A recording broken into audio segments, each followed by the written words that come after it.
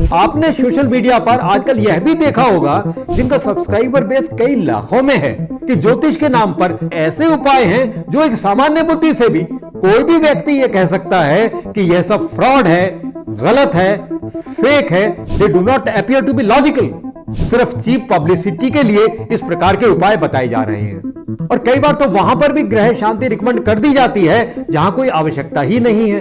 बिना कुंडली को देखे हुए कई बार एस्ट्रोलॉजर्स द्वारा इस प्रकार के रत्न भी बता दिए जाते हैं जिनकी आवश्यकता ही नहीं है। कई बार लोगों को सही जन्म का समय और तिथि पता ही नहीं होता, फिर भी वो ज्योतिषी के पास चले जाते हैं, और ज्योतिषी को रहता है कि कोई ग्राहक कहीं बैरंग ना चला जाए।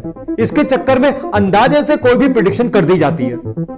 इसको एस्ट्रोलॉजिकल एनालिसिस बताकर ज्योतिष को ही तो बदनाम किया जा रहा है। इस प्रकार की घटनाएं तभी होती हैं जब कुछ सो कॉल्ड एस्ट्रोलॉजर्स को नॉलेज नहीं होती, और उनका मुख्य उद्देश्य तो पैसा कमाना ही होता है। किसी भी इंसिडेंट के विषय में बिना किसी कुंडली के एक्सप्लेनेशन के या एस्ट्रोलॉजिकल एनालिसिस के कंटेंट दे दिया जाता है। और जबकि वीडियो के प्रारंभ में कई बार तो यह कहा जाता है कि मेरी ज्योतिषीय गणना के आधार पर गणना क्या है? जिसको छोटा मोटा अल्प ज्ञान है वह भी अपने नाम के आगे आजकल ज्योतिषाचार्य लिखता है, जो बहुत ही ज्यादा भ्रामक और गलत है। यह एक बहुत बड़ा पाप है।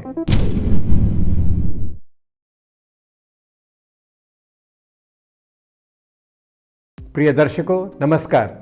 आप सभी का astrologer doctor RP. Sharma channel पर हार्दिक स्वागत है। आजकल सोशल मीडिया पर आपने बहुत सारे ऐसे वीडियोस देखे होंगे जिसमें लिखा होता है astrology is a fraud, astrology is a scam, या फिर एस्ट्रोलॉजी इज फेक।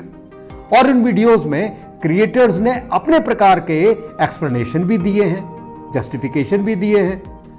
आज हम इस वीडियो में यह जानने की कोशिश करेंगे कि ज्योतिष क्यों बदनाम हो रही है और इन्हें कौन बदनाम कर रहा है। देखिए, यह एक प्रयास है और मेरा मानना यह है कि यह एक ऐसा टॉपिक है जिसके ऊपर एक रिसर्च की जा सकती है। लेकिन उससे पहले कृपया आप हमारे चैनल को सब्सक्राइब करें और बेल आइकन को भी दबाएं ताकि आपको समय पर नोटिफिकेशन मिल सके।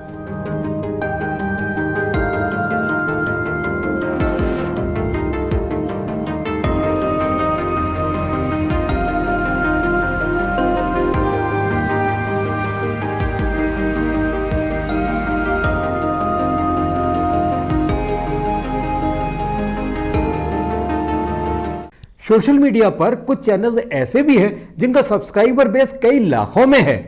उन पर आपने भी बहुत सारे ऐसे एस्ट्रोलॉजिकल वीडियोस देखे होंगे जिसके अंदर क्रिएटर्स ने केवल अपनी राय ही दी है, लेकिन कोई एस्ट्रोलॉजिकल रीजनिंग नहीं है, यानी कि प्रेडिक्शंस का कोई बेसिस ही नहीं है। जैसे कि कुछ वीडियोस में महाराष्ट्र की पॉलिटिकल सिचुएशन के बारे में, यानी कि महाराष्ट्र की राजनीति के बारे में, इस प्रकार के टॉपिक पर एस्ट्रोलॉजिकल वीडियोस को देखकर मुझे बड़ा आश्चर्य होता है कि इस प्रकार के वीडियोस, चाहे वह पॉलिटिकल हो या फिर कॉन्टेम्परेरी हो, किसी भी इंसिडेंट के विषय में बिना किसी कुंडली के एक्सप्लेनेशन के या एस्ट्रोलॉजिकल एनालिसिस के कंटेंट दे दिया जाता है। कहीं पर भी पूरे वीडियो के अंदर यह नहीं बताया जाता कि जो भी भविष्यवाणी की जा रही है, यानी जो प्रेडिक्शन की जा रही है, उसका आधार क्या है, कौन सी कुंडली ली गई है। जैसे अभी उदाहरण के तौर पर महाराष्ट्र की मैं बात कर रहा हूं, क्या उसके अंदर कुंडली उन्होंने जो ली है एनसीपी की ली है या कांग्रेस की ली है? अगर कुंडली कांग्रेस की ली है तो कौन सी और कब की कुंडली है? अब क्योंकि कांग्रेस तो 19वीं सेंचुरी में बनी थी, फिर उसके बाद क्या उनके लीडर्स की कुंडली ली गई है, या फिर उस दल में जो सक्रिय है उनकी कुंडली ली गई है, या महाराष्ट्र राज्य की कुंडली ली गई है? और कहीं पर भी इस प्रकार की कोई चर्चा नहीं है कि कौन सी कुंडली ली है और उसका जो प्रेडिक्शन, जैसा मैंने कहा है, उसका आधार क्या है। इसी प्रकार से दिल्ली की पॉलिटिकल सिचुएशन, जैसे लोकसभा इलेक्शन के बारे में आम आदमी पार्टी और कांग्रेस के गठबंधन के विषय में कुछ एक और वीडियो उपलब्ध हैं, और उसके बाद की स्थिति के बारे में जो कुछ भी बताया गया है वह केवल ओपिनियन मात्र ही है, क्योंकि उसके अंदर कोई एस्ट्रोलॉजिकल एनालिसिस है ही नहीं। ऐसे ही जब कुछ भारतीय कतर में फंस गए थे तो उनके छूटने के बारे में और भारत वापसी के बारे में जो भी प्रेडिक्शन की गई उसका कोई प्रॉपर एस्ट्रोलॉजिकल एनालिसिस नहीं है। उसमें क्या भारत की कुंडली देखी, या जो लोग वहां फंसे हुए थे उनकी कुंडली देखी, या प्रश्न लगन देखा, या फिर कोई और आधार था? ऐसा कुछ भी विस्तार से किसी प्रकार की कोई भी चर्चा नहीं की गई। वीडियो में केवल यह कहने से कि यह ज्योतिषीय आधार पर है या बेस्ड ऑन एस्ट्रोलॉजी कहने से तो जेन्युइनली एस्ट्रोलॉजिकल एनालिसिस तो सिद्ध नहीं होता ना। आधार स्पष्ट होना चाहिए। आधार के अभाव में यह केवल ओपिनियन वीडियो ही कही जा सकती है। अब इस प्रकार की वीडियोस को आप एस्ट्रोलॉजिकल वीडियो कैसे कह सकते हैं? और जबकि वीडियो के प्रारंभ में कई बार तो यह कहा जाता है, कहीं बीच में यह कह दिया जाता है कि मेरी ज्योतिषीय गणना के आधार पर गणना क्या है? कहीं पर भी इसके बारे में कोई टिप्पणी ही नहीं है। तो इसको एस्ट्रोलॉजिकल वीडियो कैसे कहा जा सकता है? यह तो केवल एक ओपिनियन मात्र है जो किसी भी जनसाधारण की हो सकती है, किसी भी नागरिक की हो सकती है। तो इसको एस्ट्रोलॉजिकल वीडियो कहकर या एस्ट्रोलॉजिकल प्रिडिक्शन कहकर, यह तो एस्ट्रोलॉजी के साथ बहुत बड़ा धोखा है। देखिए, अगर किसी प्रिडिक्शन का कोई आधार है, यानी कि अगर कोई प्रिडिक्शन जो है ज्योतिष के नियम के अनुसार अगर की गई है, चाहे फलादेश बाद में कुछ भी हो, तो उस ज्योतिषी को दोषी करार नहीं दिया जा सकता। जैसे अगर मैथमेटिक्स का कोई क्वेश्चन है, यानी अलजेब्रा का कोई क्वेश्चन है जिसके अंदर 5 स्टेप्स हैं किसी क्वेश्चन को सॉल्व करने के लिए, अगर 4 स्टेप्स ठीक हैं तो उसमें कुछ नंबर तो मिलते हैं ना। उसी प्रकार से चाहे अंत में परिणाम जो भी कुछ हो, लेकिन अगर आपकी गणना ठीक है तो उसे दोषी नहीं कहा जा सकता। किंतु ठीक इसके विपरीत, अगर बिना किसी गणना के, बिना किसी आधार के यदि कोई फलादेश किया गया है, तो फिर वह केवल यही कहा जा सकता है कि यह एक तुक्का है। और इसको एस्ट्रोलॉजिकल एनालिसिस बताकर ज्योतिष को बदनाम ही तो किया जा रहा है। और जैसे उदाहरण के तौर पर अगर मान लीजिए 2 देशों के बीच कोई फुटबॉल मैच हो रहा है, तो उसमें यह कहा जाए कि ए और बी 2 कंट्रीज हैं, तो दोनों की यानी प्रत्येक की जीतने की संभावनाएं 50% तो है ही। और अगर प्रोबेबिलिटी 50% जिसके जीतने की होती है और वह जीत जाए, यानी यह बात सत्य हो जाए, तो इसका मतलब यह नहीं है कि यह जो कहा गया था वो एस्ट्रोलॉजिकल प्रेडिक्शन है। यह एस्ट्रोलॉजिकल प्रेडिक्शन नहीं थी, because this is due to the concept of probability. तो उसको एस्ट्रोलॉजिकल प्रेडिक्शन कहना बिल्कुल गलत है। और यदि यह गलत हो जाए, मान लीजिए कि एस्ट्रोलॉजिकल प्रेडिक्शन बोलकर कहा कि एक पर्टिकुलर कंट्री यानी ए कंट्री ये जीतेगी और बाई चांस वो हार जाए, तो उससे जो बदनामी है वह ज्योतिष की ही होती है। और इसको एस्ट्रोलॉजिकल एनालिसिस बताकर ज्योतिष को ही तो बदनाम किया जा रहा है। इसके अतिरिक्त कुछ और वीडियोस तो पॉलिटिकली मोटिवेटेड होती हैं, जिसके अंदर एक पर्टिकुलर पार्टी, चाहे उसकी वास्तविक स्थिति ग्राउंड पर कितनी भी खराब क्यों ना हो, पर उसको जीतती हुई बताकर, और वो भी बिना एस्ट्रोलॉजिकल एनालिसिस के, तो ये ज्योतिष को बदनाम ही तो किया जा रहा है। अब इसके बाद आपने एक बात और भी ऑब्जर्व की होगी कि जितनी भी एस्ट्रोलॉजिकल वीडियोस आती हैं वह एक घटना के घटने के बाद आती हैं। कोई भी घटना घटने के बाद उसका एक प्रकार का पोस्टमार्टम किया जाता है। It is never used as a prognostic tool. यह प्रिडिक्टिव टूल होना चाहिए। भविष्यवाणी का मतलब क्या होता है? एक ऐसी वाणी जो भविष्य को बता सके। पूर्व घटनाओं के आधार पर कुंडली की पुष्टि तो की जा सकती है, लेकिन इससे ज्यादा कुछ नहीं है। लेकिन 99% केसेस के अंदर हम यह देखते हैं कि चाहे वो किसी प्रकार की भी घटना क्यों ना हो, घटना घटने के बाद ही एस्ट्रोलॉजिकल वीडियो सोशल मीडिया पर नजर आती हैं। घटना घटने से पहले भविष्यवाणी करने की विफलता से ज्योतिष पर उंगलियां तो उठती ही हैं। आपने सोशल मीडिया पर आजकल यह भी देखा होगा कि ज्योतिष के नाम पर मनगढ़ंत टोने टोटके बताए जाते हैं, लोगों को भ्रमित किया जाता है। और कुछ तो ऐसे उपाय हैं जो एक सामान्य बुद्धि से भी कोई भी व्यक्ति यह कह सकता है कि यह सब फ्रॉड है, गलत है, फेक है, क्योंकि यह तर्कसंगत नहीं है। They do not appear to be logical. और यह कुछ नहीं, सिर्फ चीप पब्लिसिटी के लिए इस प्रकार के उपाय बताए जा रहे हैं। जैसे मान लीजिए हथेली पर एक पर्टिकुलर अंक एक पर्टिकुलर पेन से रोजाना लिखने से करोड़ों रुपए का धन आ जाएगा। अब आप यह बताइए कि क्या कोई संख्या हाथ पर लिखने से, मात्र लिखने से क्या पैसा आ सकता है? अगर ऐसे पैसा आ सकता होता तो हमारे देश में कोई गरीबी ना होता। इसी प्रकार यदि घुटने का दर्द है तो घुटने के ऊपर एक पर्टिकुलर कलर के पेन से यदि एक पर्टिकुलर संख्या लिखी जाती है तो घुटने का दर्द चला जाएगा। और यदि कोई मुकदमा चल रहा है तो कोर्ट में जीतने के लिए 10 खजूर और चांदी का बुरादा लेकर चले जाइए, कोर्ट में चांदी का बुरादा छिड़क दीजिए तो निर्णय आपके पक्ष में हो जाएगा। और यदि किसी कन्या की शादी नहीं हो रही है तो कुछ कन्याओं को पेंसिल बॉक्स बांट दें तो शादी हो जाएगी। अगर बच्चे बहुत शरारती हैं तो बच्चों की फोटो के पीछे उनका नाम लिखकर रेफ्रिजरेटर में रख दो तो उनका गुस्सा ठंडा हो जाएगा। और तो और आपको बड़ा आश्चर्य होगा कि आजकल खांसी का सीजन चल रहा है।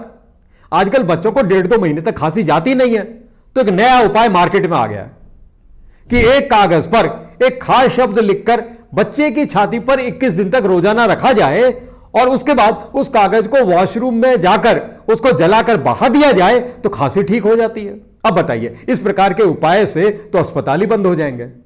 एक सामान्य बुद्धि का कोई भी व्यक्ति इस बात को कहेगा कि यह सिर्फ मिसगाइड करने का तरीका है, इसके अतिरिक्त इसमें कुछ भी नहीं है, यह महापाप है। और इसको एस्ट्रोलॉजिकल रेमेडी बताकर ज्योतिष को बदनामी तो किया जा रहा है। इस प्रकार के अनेक टोने टोटके आपको सोशल मीडिया पर मिलेंगे। आइए अब चर्चा करते हैं कुंडली के अंदर ग्रहों की, उनके प्रभाव तथा उनके उपाय के बारे में। कभी कभी बड़ा आश्चर्य इस बात का होता है कि जब केवल एक ग्रह अपना राशि परिवर्तन करता है तो उसके आधार पर बड़े कॉन्फिडेंस के साथ ऐसी प्रिडिक्शन कर दी जाती है जो निश्चित रूप से आश्चर्यचकित करने वाली होती है। जैसे मान लीजिए कि शनि का राशि परिवर्तन हो रहा है, वह एक राशि से दूसरी राशि में जा रहा है। तो कई बार आप देखेंगे सोशल मीडिया पर इस प्रकार के वीडियोस में यह कहा जाता है कि इस ट्रांजिट के बाद ये 3 या 4 राशियों के घरों में छप्पर फाड़ के पैसा आएगा। एक राशि के भारत के अंदर 12 करोड़ आदमी हैं और 4 राशियों के 48 करोड़ हो गए, तो क्या 48 करोड़ लोगों के घर का छप्पर फट जाएगा? आज तक छप्पर फटा हुआ मैंने किसी का नहीं देखा। अभिप्राय यह है कि केवल एक ग्रह के गोचर से बड़े कॉन्फिडेंस के साथ कोई फलादेश करना, विषय को सेंसरलाइज करना है, यानी उसको सनसनीखेज बनाना है। इससे भी लोगों का ज्योतिष के प्रति विश्वास डगमगाता है। पहली बात तो यह है कि कोई भी व्यक्ति जब किसी ज्योतिषी के पास जाता है तो वो अधिकतर कोई परेशानी वाली स्थिति में ही जाता है। और आजकल के कुछ ज्योतिषी जिनको ज्ञान नहीं है, ना कोई इनको कोई इंट्यूशन है, सिर्फ पैसा ठगने के चक्कर में उनको राहु, शनि, मंगल, केतु ये पाप ग्रहों का नाम लेकर उनको डराना या भ्रमित करने का प्रयास किया जाता है। यानी उन लोगों की परेशानी का कारण यह पाप ग्रहों का प्रभाव बताकर भोले भाले लोगों को ठगा जाता है। इस प्रकार लोगों को डराकर ज्योतिष को बदनाम ही तो किया जा रहा है। और जैसा मैंने अभी कहा है, इस प्रकार की घटनाएं तभी होती हैं जब कुछ सो कॉल्ड एस्ट्रोलॉजर्स को नॉलेज नहीं होती और उनका मुख्य उद्देश्य तो पैसा कमाना ही होता है। और आज की अगर हम स्थिति देखें, बहुत सारे मार्केट में सो कॉल्ड एस्ट्रोलॉजर्स हैं जिन्होंने 2-4 महीने का कहीं से कोई प्राइवेटली कोई कोर्स कर लिया है और फिर कुछ किताबें पढ़ ली हैं या इंटरनेट से छोटा मोटा कुछ ज्ञान प्राप्त कर लिया है जो पूर्ण रूपेण सतही होता है। It is very superficial knowledge. और इस प्रकार के लोगों को अज्ञानी ही तो कहना चाहिए, किंतु वो लोग अपने आप को ज्योतिष आचार्य क्लेम करते हैं, कहते हैं और नाम के आगे भी ज्योतिष आचार्य लिखते हैं। देखिए, यदि कोई मनुष्य किसी रोग से पीड़ित है तो वह मार्केट में ऐसे डॉक्टर को ढूंढता है जो कि एमबीबीएस, एमडी या एमएस और डीएनबी होता है, यानी सुपर स्पेशलिस्ट होता है, यानी कि उसकी पहचान तो डिग्री से ही है। ठीक उसी प्रकार से ज्योतिष के मामले में भी होना चाहिए। लेकिन वास्तविक स्थिति क्या है? जिसको छोटा मोटा अल्प ज्ञान है वह भी अपने नाम के आगे आजकल ज्योतिष आचार्य लिखता है, जो बहुत ही ज्यादा भ्रामक और गलत है।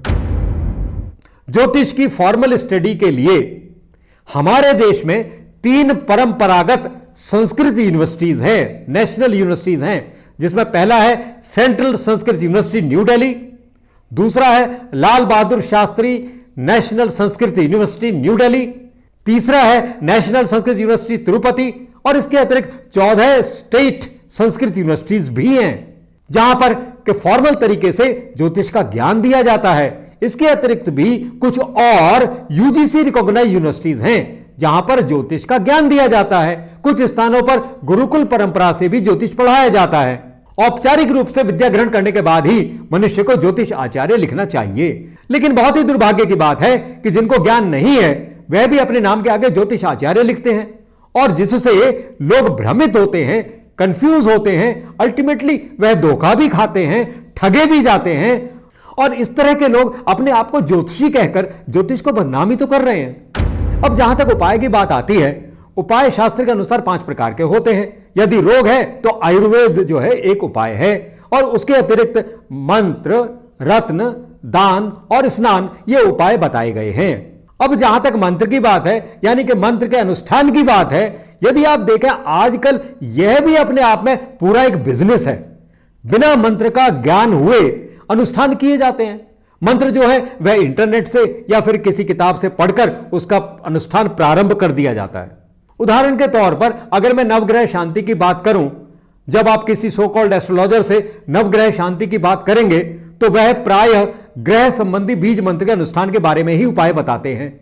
उसका कारण यह है कि बीज मंत्र थोड़ा छोटा होता है, जल्दी पूरा हो जाता है। हालांकि उनको स्वयं यह नहीं पता होता है कि बीज का अर्थ क्या है, बीज मंत्र का अनुष्ठान किस प्रकार से किया जाता है। अब उदाहरण के तौर पर यदि हम शनि ग्रह की शांति कैसे कराई जाए इसके बारे में ज्योतिषी से पूछें तो वह प्रायः बीज मंत्र का जाप करने के लिए कहते हैं, यानी कि ओम प्राम प्रीम प्रौम सह शनिश्चराय नमः। अब क्योंकि यह बीज मंत्र छोटा होता है इसलिए इसको वह रिकमेंड करते हैं।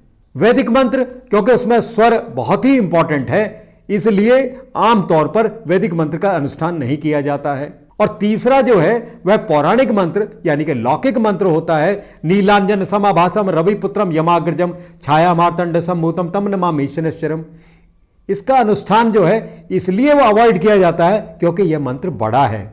मतलब यह है कि बिना मंत्र को समझे, बिना मंत्र के अनुष्ठान की प्रक्रिया को जाने, केवल एक शॉर्टकट का तरीका ही सोचते हैं और यह एक धनार्जन का तरीका है। और कई बार तो वहां पर भी ग्रह शांति रिकमेंड कर दी जाती है जहां कोई आवश्यकता ही नहीं है। अब इसको एस्ट्रोलॉजिकल रेमेडी बताकर ज्योतिष को बदनाम ही तो किया जा रहा है। जब मंत्र उपाय का लाभ नहीं होता तो लोगों का ज्योतिषी की बजाय ज्योतिष के ऊपर विश्वास खत्म होता है। यह एक बहुत बड़ा पाप है। दान के उपाय के संबंध में भी मैं कुछ कहना चाहूंगा। दान के उपाय प्रायः तभी बताए जाते हैं जब स्वयं दान बताने वाला दान को आहरित करे। और स्नान का उपाय इसलिए नहीं बताया जाता क्योंकि इससे कोई आर्थिक लाभ तो होने वाला नहीं है। तो घूम फिर कर बात वही है कि लोग इसको बिजनेस के रूप में इसका इस्तेमाल करते हैं और इस बात की बगैर परवाह किए हुए कि व्यक्ति का इससे कोई लाभ हो रहा है या नहीं हो रहा है। और व्यक्ति केवल इसी बात से संतुष्ट है कि उसने पैसे दे दिए, अब ईश्वरी कल्याण करेगा। ज्योतिष का एक और उपाय होता है, वह है रत्न। अलग अलग प्रकार के ग्रहों के अलग अलग प्रकार के रत्न होते हैं जिनको आप जेमस्टोन कहते हैं। और ये जेम जो होते हैं, ये जो रत्न होते हैं या उपरत्न होते हैं, ये किसी ना किसी ग्रह को निर्दिष्ट करते हैं। और कई लोगों का रत्न बेचना ही एक बिजनेस है। कई बार एस्ट्रोलॉजर्स द्वारा इस प्रकार के रत्न भी बता दिए जाते हैं जिनकी आवश्यकता ही नहीं है।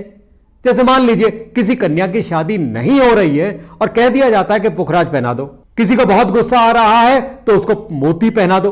किसी के पास मान प्रतिष्ठा की कमी हो या सरकारी नौकरी नहीं लग रही हो तो पुखराज के साथ माणिक्य भी पहना दीजिए। पर्पस सिर्फ एक ही है कि किसी ना किसी प्रकार से रत्न को बेचा जाए बिना कुंडली को देखे हुए कि कुंडली के हिसाब से क्या वो रत्न उसको सूट करेगा भी या नहीं करेगा। बिना उसको जाने हुए रत्न को बेचना यह भी तो एक पाप है। और नतीजा क्या होता है, इसको एस्ट्रोलॉजिकल रेमेडी बताकर ज्योतिष को बदनाम ही तो किया जा रहा है। आजकल के समय में ज्योतिषी को चाहे वो ज्ञान हो या ना हो, प्रचार और प्रसार तो ज्योतिषी की एक मार्केटिंग स्ट्रेटेजी होती ही है। लेकिन अत्यधिक प्रचारित और प्रसारित ज्योतिषी का अर्थ यह बिल्कुल भी नहीं है कि उनको ज्ञान ज्यादा है या उनकी अंतर्दृष्टि बहुत ज्यादा है।